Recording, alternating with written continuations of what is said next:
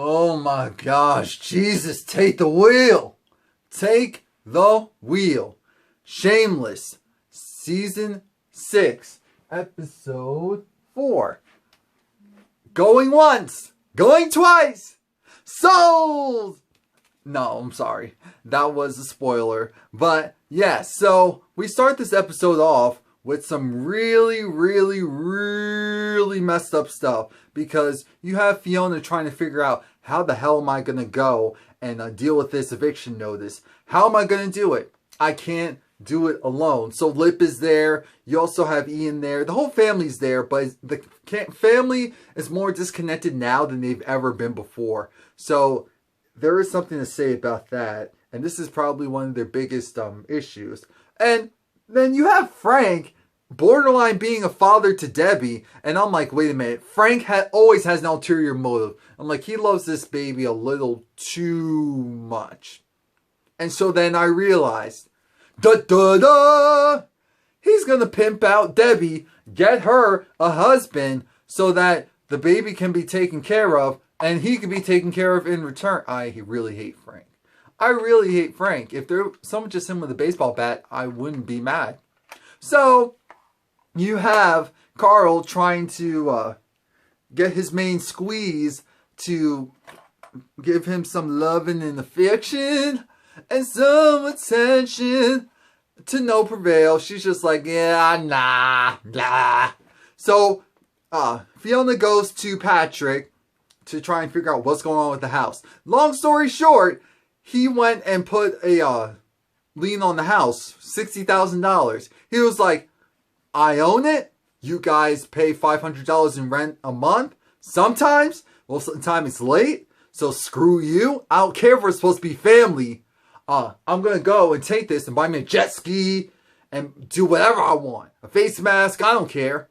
So it's just like, and of course Fiona had her boyfriend, what was it? Not Gus, but the other guy. And yeah, so he wasn't much help there. So you have Svetlana and at Kevin and V's bar. And so they're trying to figure out, why the hell is it empty? The hipsters are outside, but they're not coming inside. Hello, when it comes to a bar type of situation, hipsters do not like when something becomes cool and becomes mainstream and popular. They like things that are out of the way, out of touch, and no one cares about them until it becomes mainstream. They move on to the next thing. Then he also lost his regular customers because they were like, you know what, there's too many hipsters here. I just want to be low income, drunk, and be perverted and stuff. So it's like, damn, he lost on both ends. Ian is trying to find his firefight.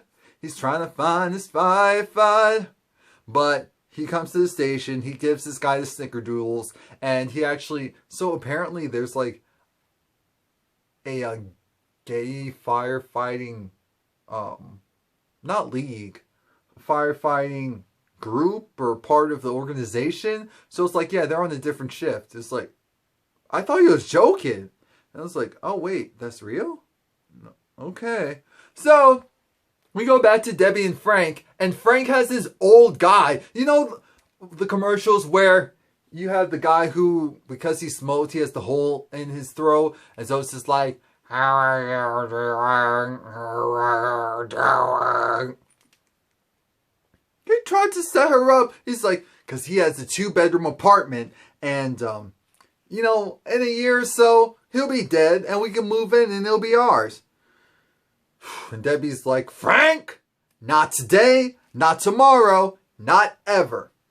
So Fiona's trying to figure out how she's going to get the money. And you have Gus, who's there to show her some love and support. But, and also he's like, I have a couple of hundred saved up. And it's like, oh, thanks, honey. But this is a Gallagher problem. So Lip is with his female professor, and she's clearly in love. He's clearly in love. So while Carl is looking at some bikes, I'm not sure if he actually stole the bike or if he was just finding a bike to buy legitimately. Because Carl has money. Carl is looking at this car this badass car, and he's envisioning his girl hopping in his car with Nick and Liam in the back. And my whole thing is, oh, because it was a Bentley. Yeah, it was a Bentley. So I understand that. I really understand that. But after that, you have... What song was it playing? Because that's why I really wanted to know. I'm like, oh, that song sounds hot. It kind of sounded like something from 2 Chainz. I'm not exactly sure. So, Lip is in the hotel room with his professor, and there's a bidet.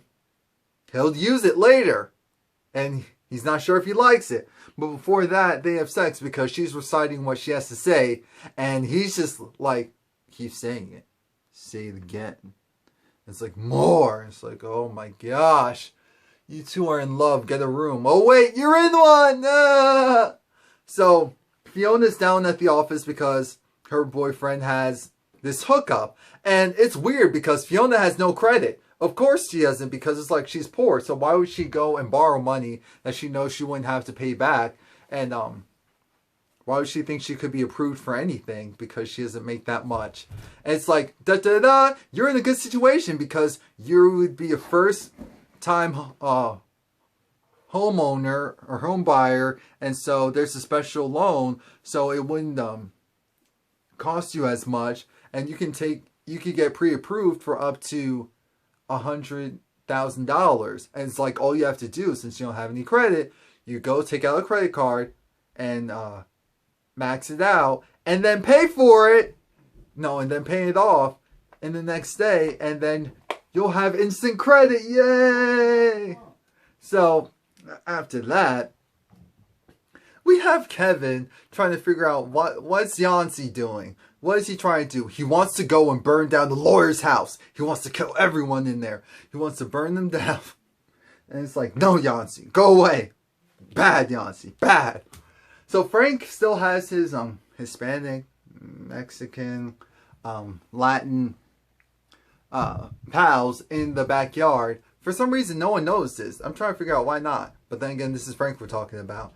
So Fiona's trying to figure out the finances. She calls a family meeting, but she essentially runs the meeting. And Ian's pissed because it's like, what's the point of you calling a family meeting if you make all of the decisions yourself?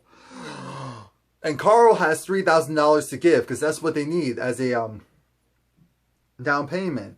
And we know Carl is getting the money because he's selling drugs. No, not drugs. Guns. In school. But Fiona doesn't know that. She just knows that he doesn't have the money legally. So, she was just like, no, not gonna take it. Not gonna take it. And so, they have to figure out what they're gonna do. And of course, Frank goes, asks Carl for $60, $40. He's like, here's $100. Don't ask for anything else. And so, hold on. Fiona's talking with her boyfriend and is trying to figure out what is she going to do in order to get the money. She's still not sure. She's thinking about pawning Gus's ring. But as she thinks about that, Ian comes up and it's like, Fiona. And it's like, what? What's up?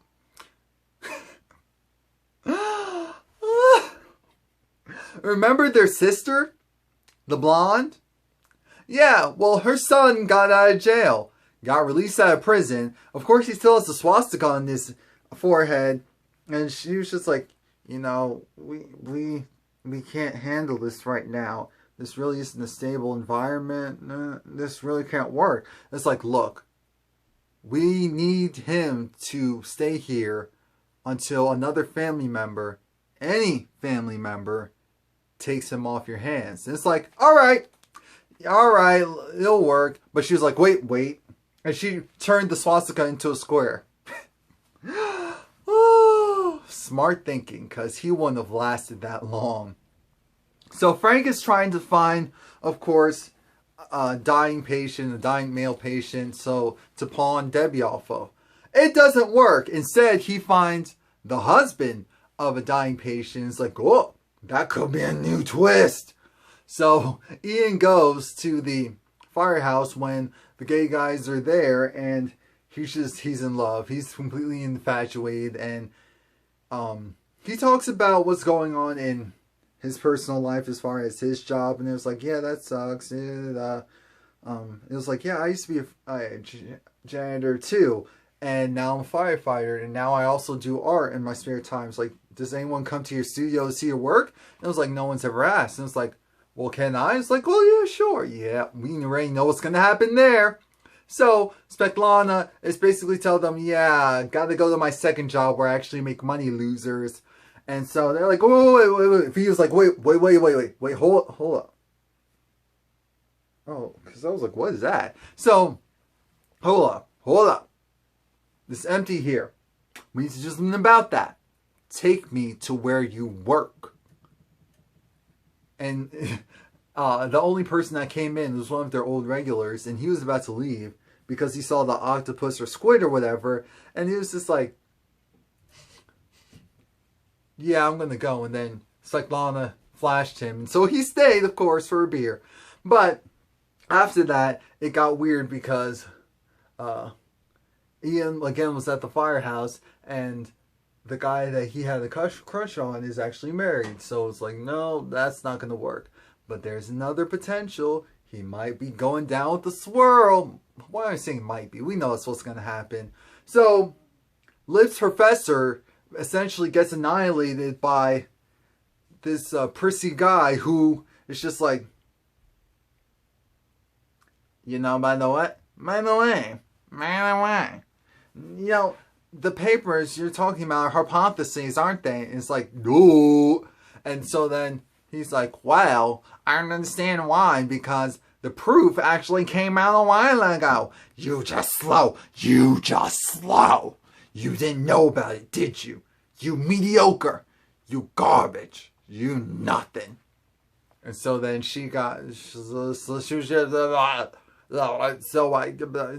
he just kept destroying her. So there went her thesis, her award-winning thesis that she got paid to go and do.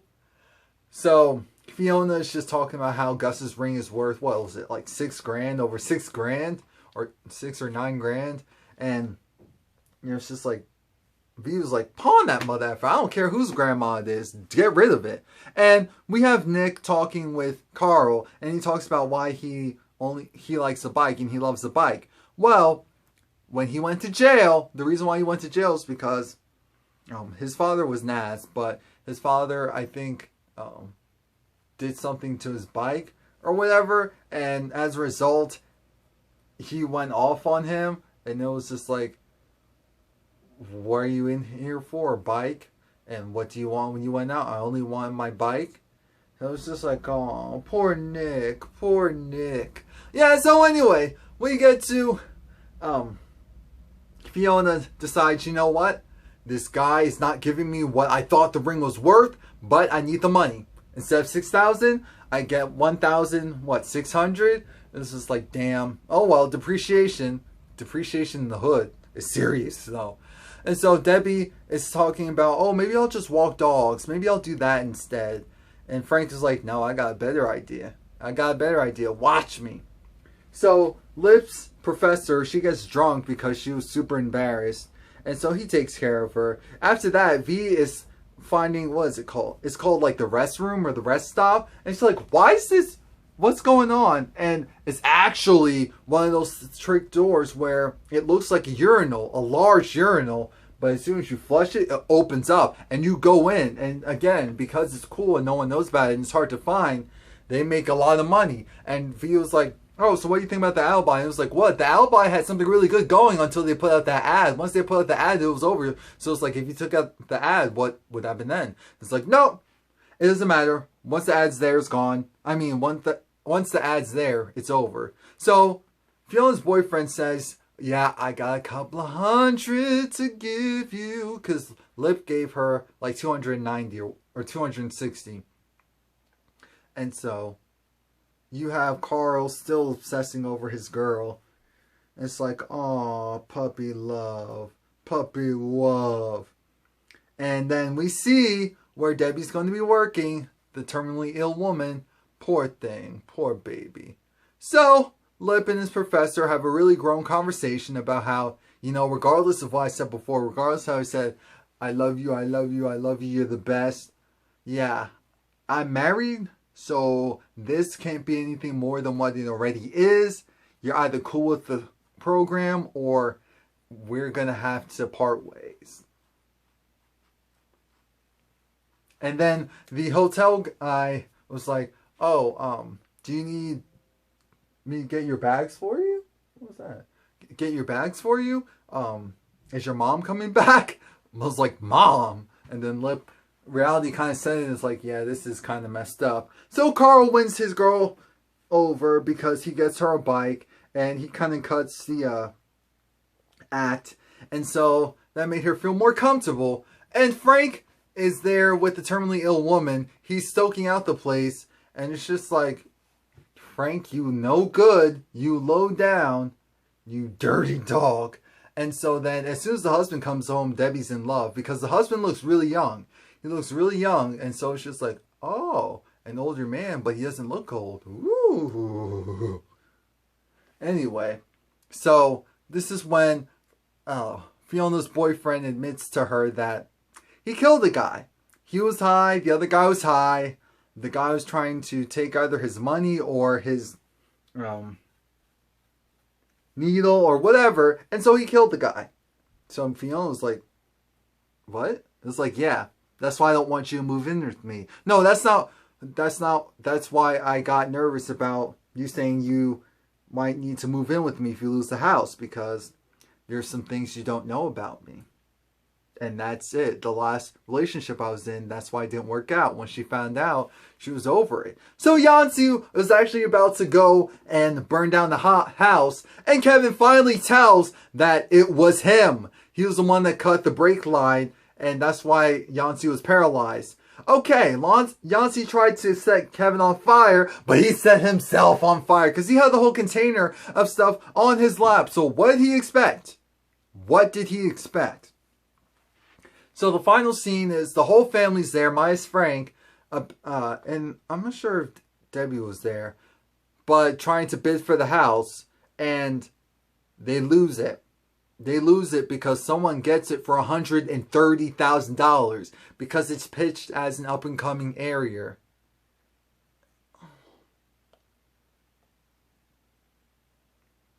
Oh yeah, by the way, Kevin didn't do much to stop Beyonce burning. It was like, he can take it now.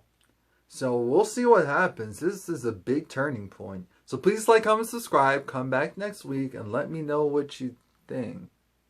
Yeah.